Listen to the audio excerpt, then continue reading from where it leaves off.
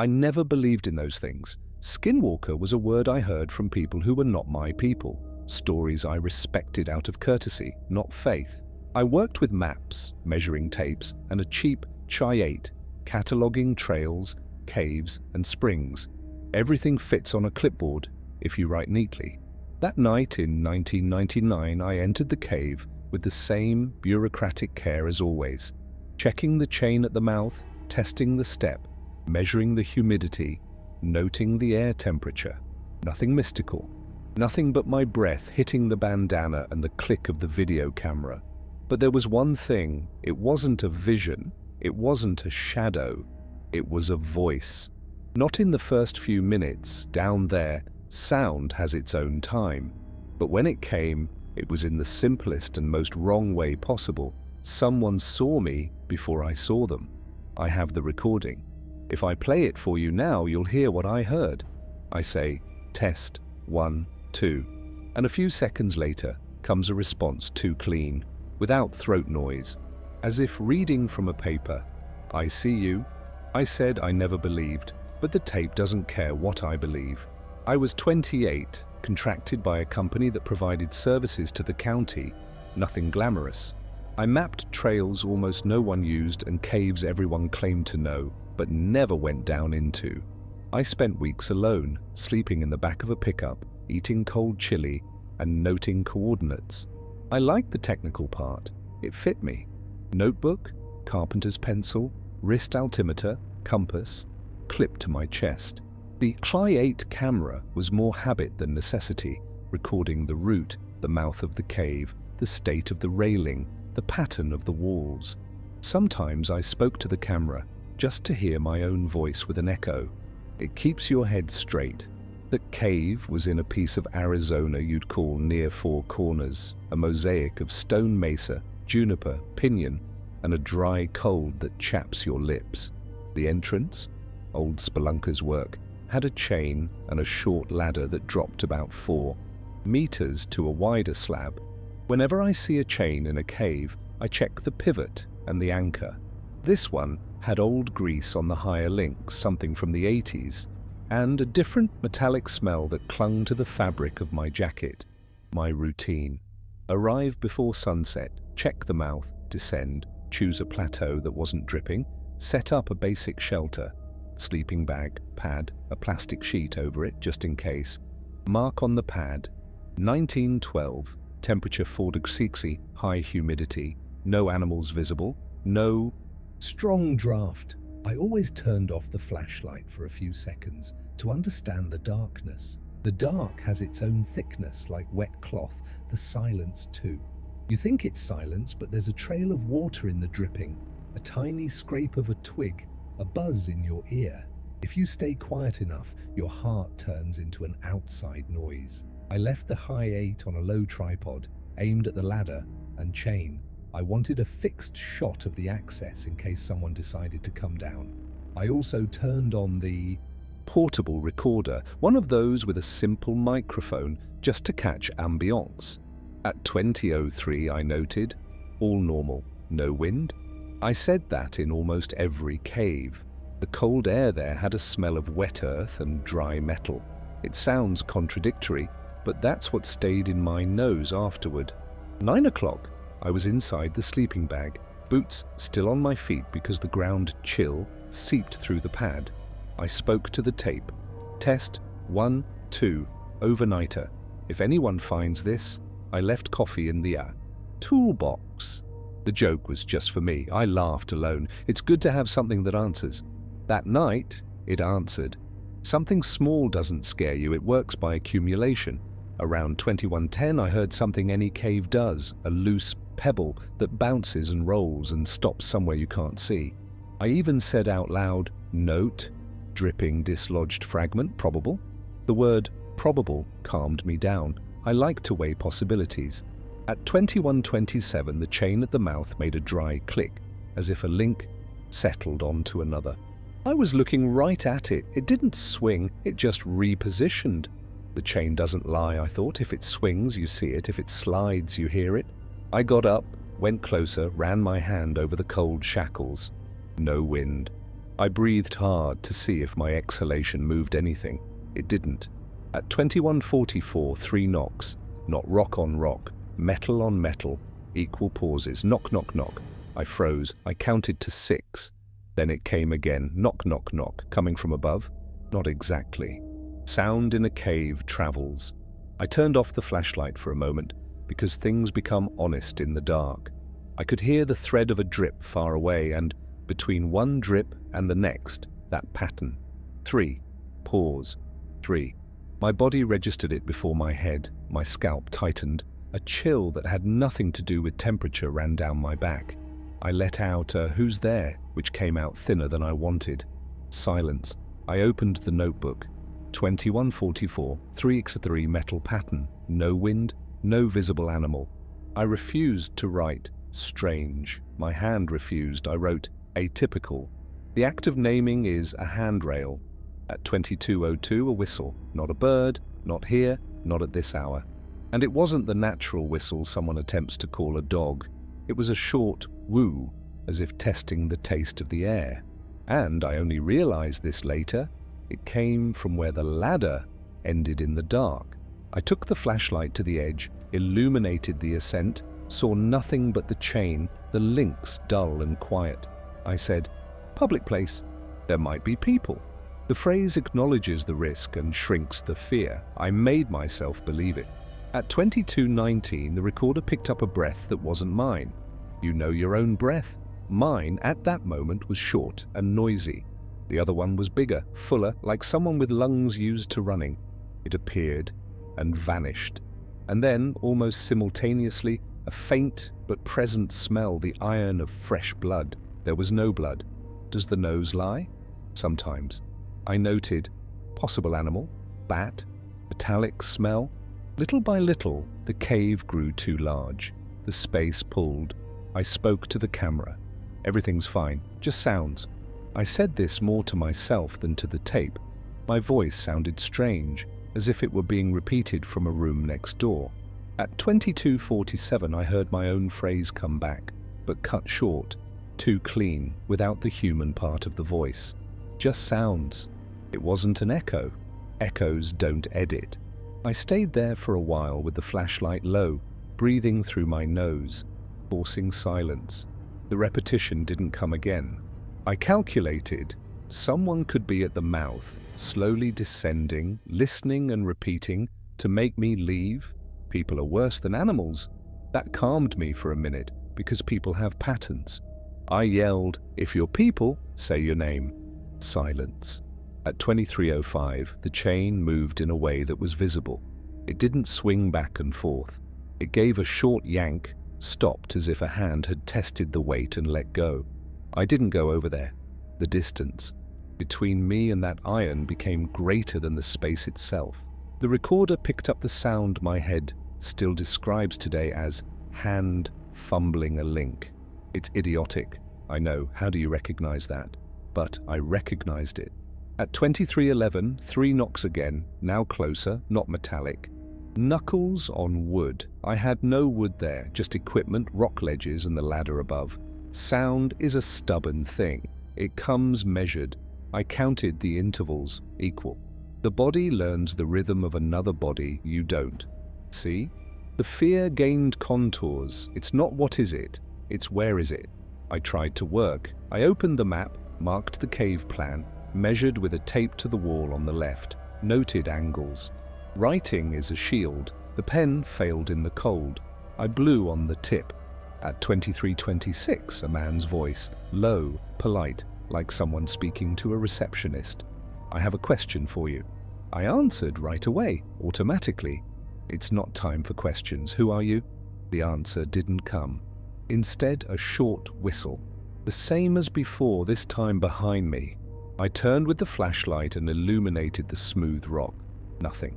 Light doesn't catch intent. I thought about climbing up and leaving. I thought about it and I didn't do it. I like to finish things. You would understand too if you lived by deadlines and reports. I sat facing the ladder, flashlight low to save battery, the HI8 recording a rectangle of darkness. I spoke louder to sound busy. "I'm staying until dawn." What came back from very close. Slightly to the right was my phrase repeated word for word, with an intonation 2 millimeters off, as if the speaker didn't know where to put the tiredness. "I'm staying until dawn." I didn't answer. I just listened to my own blood. I turned the VHF radio to low volume. The county trail crew frequency. Nothing but static. I said, "Test channel, anyone listening?" The static maintained its composure. The presence of the radio gave me the ritual I needed, checking batteries, repositioning the high 8 pointing slightly more to the right, adjusting the tripod with a silver tape I always carried. At over 8 I thought about patterns. 3 knocks, repetition of short phrases, short whistle. These are elements anyone can mimic if it's people they have an interest. What? Theft? Prank? Leading me out? I heard myself thinking leading me out, and it was as if someone else had put that word in my mouth. I got out of the sleeping bag, tied the bandana higher, put my gloves back on. When you gear up, your body remembers it has weight. I called out, "If you need help, knock twice. If it's a joke, knock once and go away." Silence for too long for my liking. I took the opportunity to drink water. The water tasted of plastic and cold. That's when it came. 2 knocks with a pause that seemed thoughtful. I stood up slowly. I said, "Okay, so tell me where you're from." What came was my name. I hadn't said my name out loud that night. It was only on the badge inside my jacket pocket. The way the voice said my name was the detail that split my head in two. One part that runs, the other that stays. It was too precise, like a teacher calling roll, only delayed, a beat out of human time. I decided I would raise the doubt to the last step. Protocol. Someone might be injured. I grabbed the second, stronger flashlight, left the weak one on the floor pointing at the ladder, and climbed 2 steps without crossing the cave mouth. The surface air was colder, with the smell of crushed juniper, and again, faint iron. I turned off both flashlights for a second just to listen. The darkness at the mouth is different from the darkness inside. It has a space that suggests sky, and that's where the voice came, above me, outside, very close, with a saliva-less whisper. "I see you." I went down 1 step, returned to the plateau. I felt anger, at the night, at myself, at the tape, at the way I was letting fear choose the words. I said, trying to put weight into it, "I see you too, come down." What came in response was a laugh cut into 3 pieces, as if someone had tried to imitate laughter while reading the wrong sheet music. Then nothing. If there's something worse than being pursued, it's being invited. 12:40 a.m., the cave felt smaller. The sounds began to form a surrounding pattern.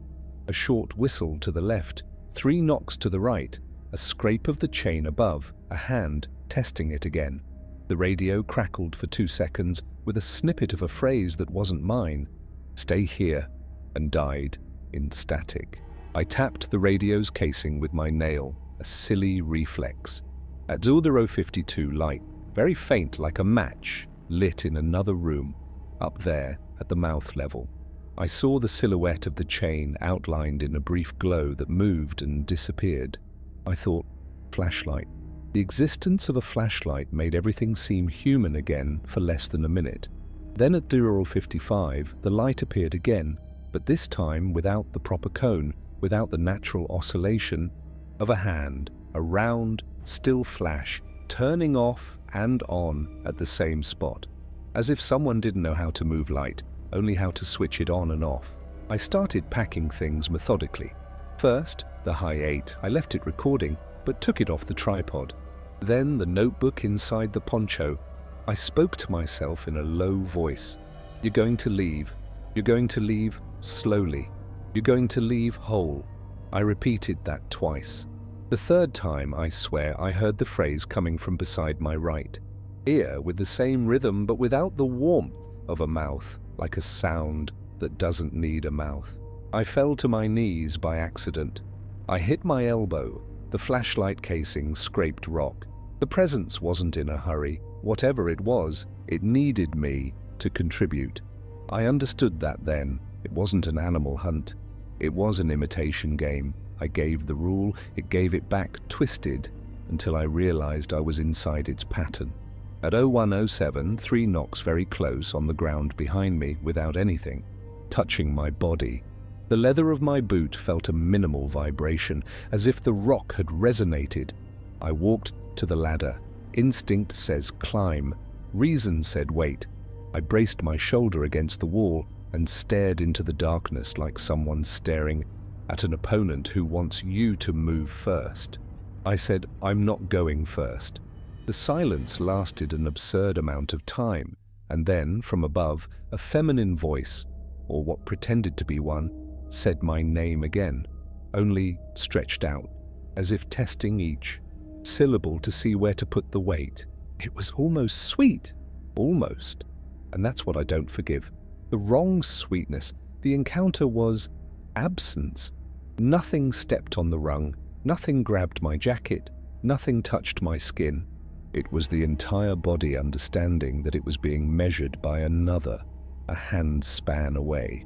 A cold, still air, smelling of iron and juniper, touched the strip of skin between the bandana and my ear. My name hung there, as if the rock breathed it into my ear. I said, enough. I moved out of the place where I was trapped. Fleeing in a cave is a small verb. You climb. I climbed. The chain did not swing at all. My feet knew the next step before my head did. I didn't run. I didn't turn my back. I climbed slow, counted, 1, 2, 3, and with every number I thought someone knocked discreetly somewhere where the sound didn't need an object. I didn't look back, but I know that if I had, I wouldn't have seen anything. There are things that only exist when you are going toward them. I was going out. At the top, the air opened up. The darkness of the surface was still dark, but it had a background. The sky, even without the moon, gives a different black. The cold bit my hands. The smell of juniper became clearer, and the iron less so. I heard steps in the shallow snow, mine, and the sound of accompanying steps that didn't match my rhythm. Whoever follows misses the beat. I walked to the wire fence that marked the service trail, about 40 meters from the mouth. I leaned against the wooden post. The wire vibrated slightly, that fine hum that makes you want to put your teeth on the rim of a mug. Behind me, in the direction of the cave, 3 knocks again. The distance between the sound and my skin was the same as before, regardless of the space. That's what taught me. Proximity is not a measurement. It is intention. I spoke into the dark. I'm leaving. The phrase came out clean. The answer came late, even cleaner, with an attempted tiredness. On the last word, I'm leaving. Then a short whistle ahead, on the path, calling me in the wrong direction. Into the brush, not toward the truck. It was an invitation, not an insult. An invitation is a weapon. I did what I knew how to do as a child. I put a count on my body. 4 steps, breathe. 4 steps, breathe. My head learned a trick, thinking of things that aren't easily imitated. The taste of dust when you bite your finger with a glove on. The sensation of a nail tearing nylon thread. The name of my childhood neighbor's dog. The presence repeated 4 steps twice, but missed the breath. I was momentarily grateful for something so stupid. Nothing false, breathes right. When I reached the pickup, the door handle was cold in a way that hurt. I got in, closed the door, turned the key, and the engine coughed. The dashboard light came on with that old green glow. I pointed the headlights down the trail. Nothing. There shouldn't have been anything anyway. I stayed still for a few minutes, engine idling, listening to a short whistle that came from the hood. Not the brush. The sound traveled metal. I turned off the headlights. The dark swallowed everything again. That's when I understood what had been accompanying me all night.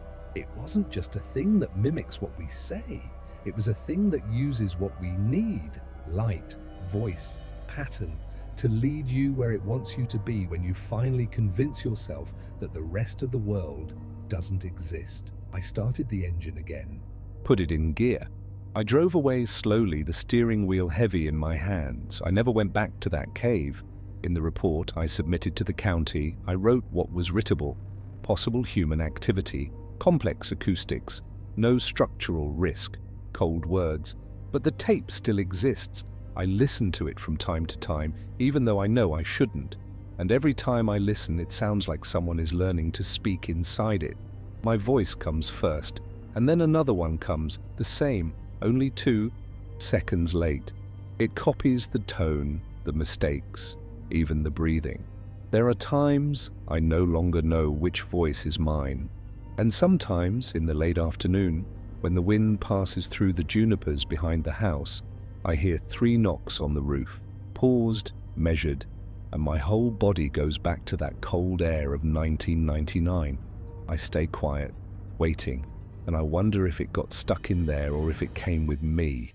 I don't know what it was, but if you are ever alone, anywhere, and you hear someone repeat what you just said, don't answer, because that's when it finds you. And when it finds you, it learns your name.